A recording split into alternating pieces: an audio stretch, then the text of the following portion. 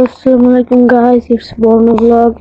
আজকে ঈদের দিন, ঈদের সকাল সকাল উঠে গেছি, কিছুক্ষণ পর গোসল করবো। আমি এখন ছেলে আনতেছে, গোসল করে নামাজ পড়ে এসে খাবো।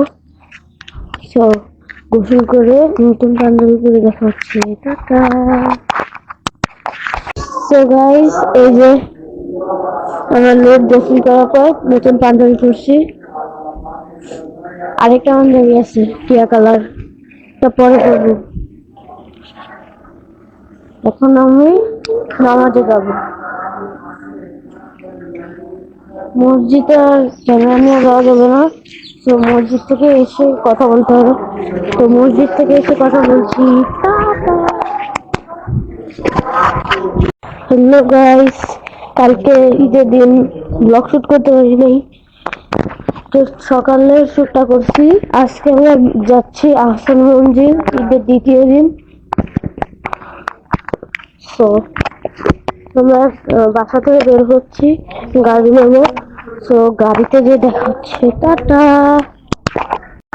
আমরা এখন আহসান মঞ্জিলে আছি, ওই যে সামনে আহসান মঞ্জিল।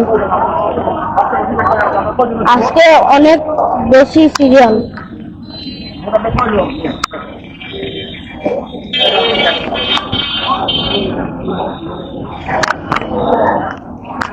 আহসান মঞ্জিলে প্রবেশ করে দেখা হচ্ছে। পাশে অনেক বড় একটা শিব বানানো ছিল, তো ভিতরে যে দেখা হচ্ছে। টাটা। তো এই জায়গায় আমরা ঢুকে পড়েছি আহসান মঞ্জিলে। এই যে সামনে বড় একটা মাঠ দেখা যাইতেছে, এবং আমরা এই দিক দিয়ে ভিতরে ঢুকছি।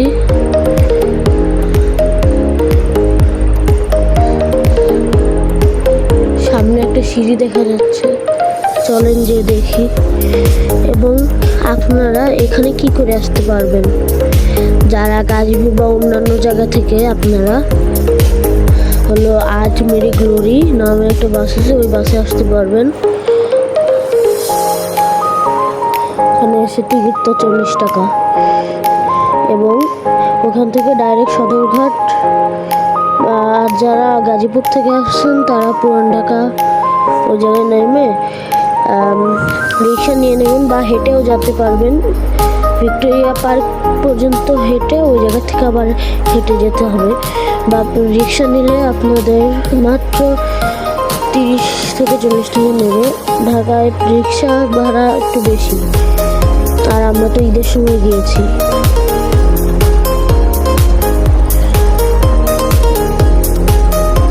তো এখন আমরা সামনে যাচ্ছি, চলেন সামনে যাই।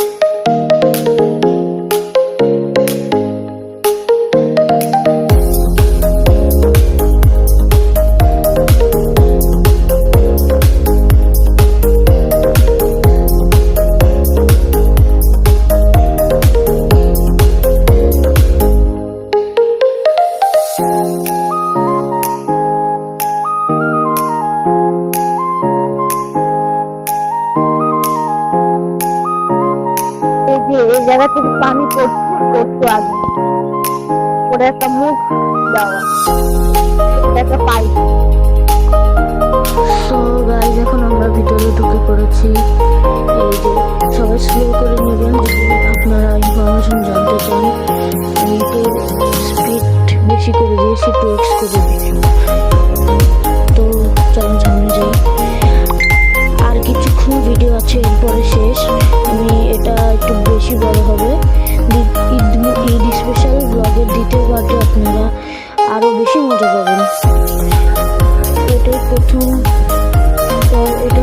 পার্ট। দ্বিতীয় পার্টে আপনাদের সাথে আবার। তো আমি ভাবছিলাম যে মনে হয় এই কয়টাই জিনিস হবে, সামনে যে শেষ হয়ে যাবে।